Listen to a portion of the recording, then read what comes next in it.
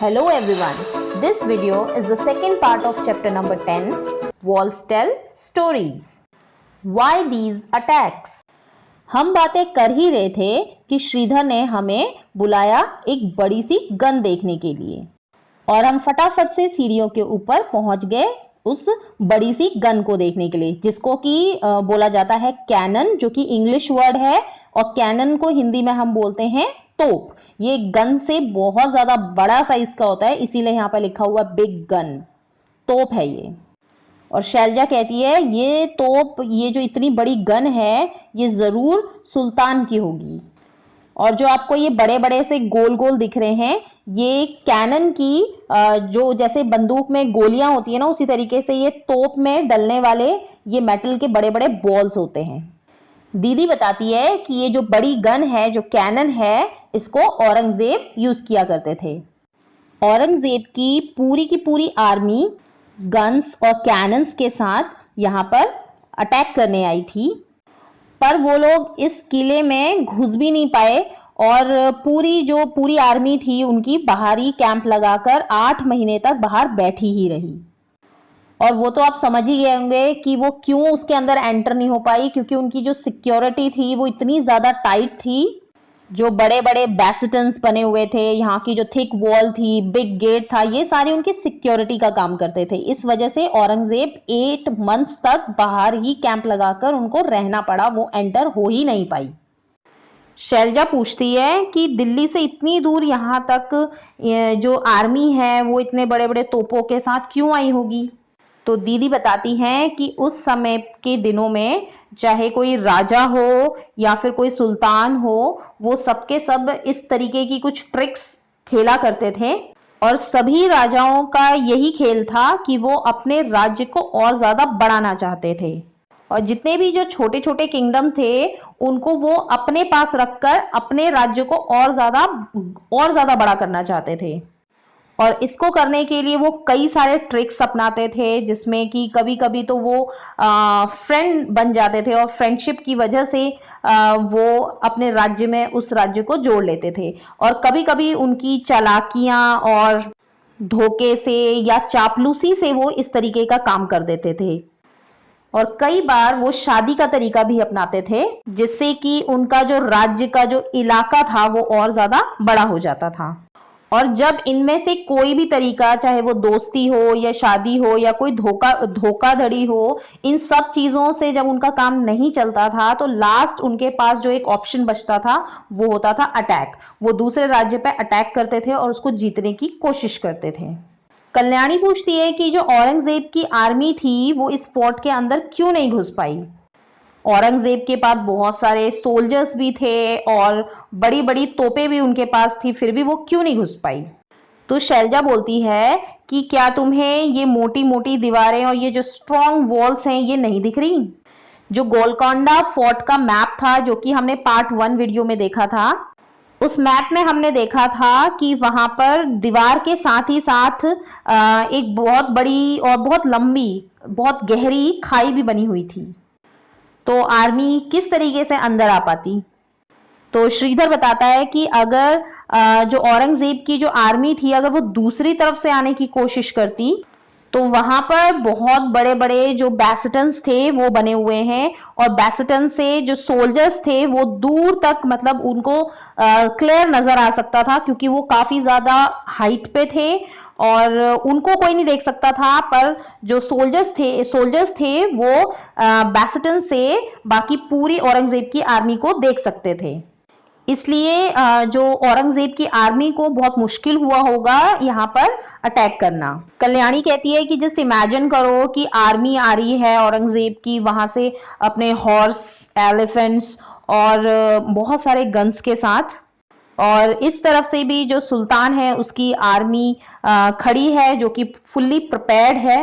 तो इस सीन को इमेजिन करते ही शैलजा कहती है ओ नो, पता नहीं इस लड़ाई में दोनों ही तरफ के जो सिपाही हैं वो कितने ज्यादा सिपाही यहाँ पर मारे जाते होंगे, पता नहीं इनको हमला करके, यहाँ पर अटैक करके क्या मिलता होगा। तो श्रीधर कहता है जो ये कैनन्स और गन्स के बारे में जो बात कर रहे हैं ये तो पुरानी चीजें हैं, और आजकल कई कंट्रीज के पास न्यूक्लियर बॉम्ब्स हैं, और एक सिंगल बॉम्ब जो है वो कितनी ज्यादा तबाही कर सकता है। When there was no telephone, दीदी ने हमसे राजा के महल में एक जगह खड़े होने के लिए कहा और खुद फतेह दरवाजे पे चली गई। पर हमें कुछ देर बाद उनकी आवाज सुनाई दी और दीदी कह रही थी, होशियार, मैं सुल्तान अबुल हसन हूँ, मुझे गाना बजाना और कुचिपुड़ी डांस बहुत पसंद है। और दीदी ने जब सुल्तान की आवाज निकालते हुए इस तरीके से कहा तो हमें बहुत हंसी आई, लेकिन हम बहुत ही ज्यादा सरप्राइज थे कि ये दीदी की आवाज हमारे तक पहुंच कैसे रही है, क्योंकि दीदी तो फतेह दरवाजे पे गई हुई थी और हम राजा के महल के अंदर खड़े थे। तो इतनी दूर से आवाज हमें यहाँ पर इतनी ज्यादा साफ कैसे सुनाई दे रही है। तो दीदी ने बाद में आकर हमें बताया कि जो फतेहपुर दरवाजे पे खड़े होकर हम जो भी बोलते हैं वो राजा के महल में यहाँ पर एकदम क्लियर सुनाई देता है।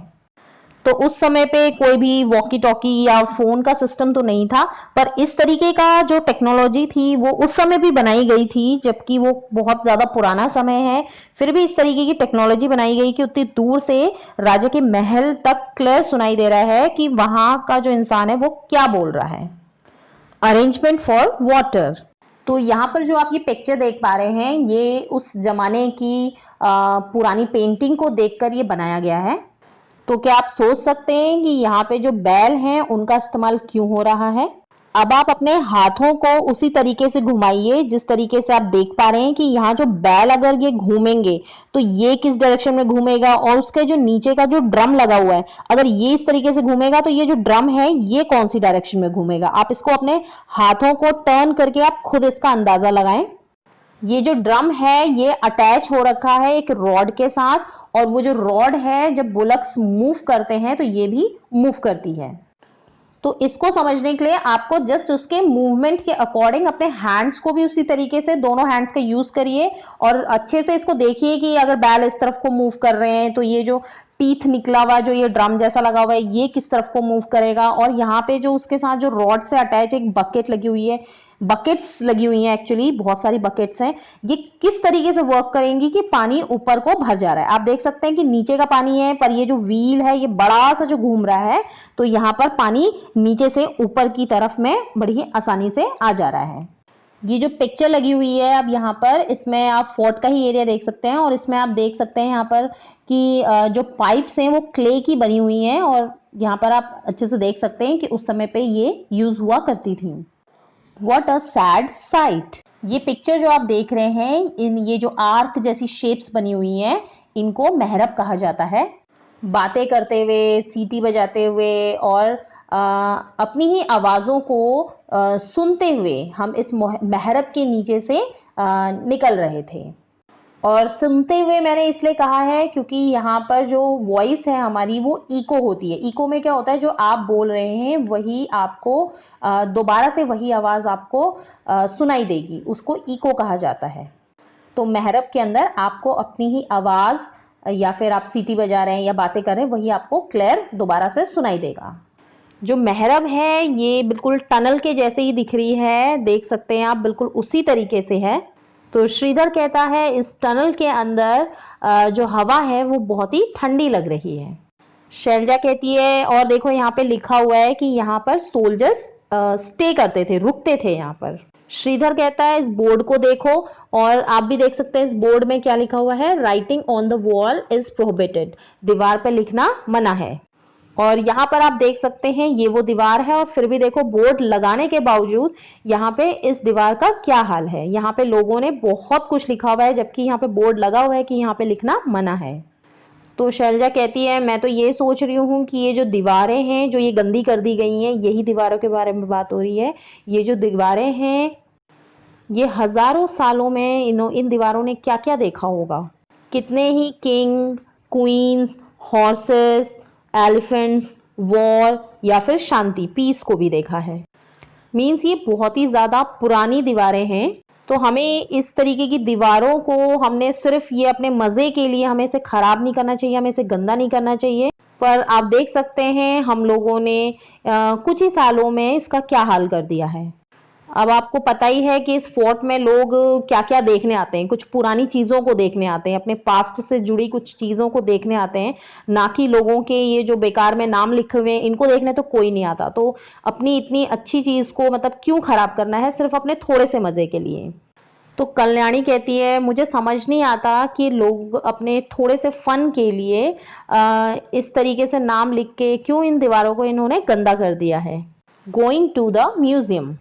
तो हैदराबाद में गोलकोंडा फोर्ट को देखने के बाद बच्चे म्यूजियम में गए। म्यूजियम को हिंदी में संग्रहालय कहते हैं और म्यूजियम में पुरानी पुरानी चीज़ों को यहाँ पे रखा जाता है।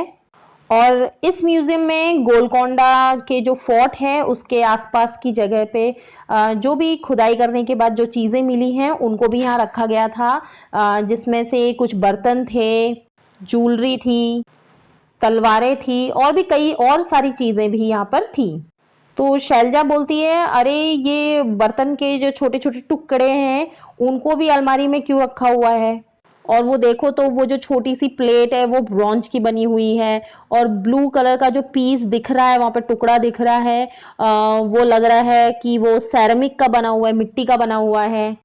तो शैलजा का जो क्वेश्चन था उसके आंसर में दीदी बताती है कि इन्हीं सब चीज़ों से तो पता चलता है कि उस जमाने के लोग किस तरीके से रहते थे और वो किस किस चीज़ों का यूज़ करते थे और वो क्या क्या बनाते थे।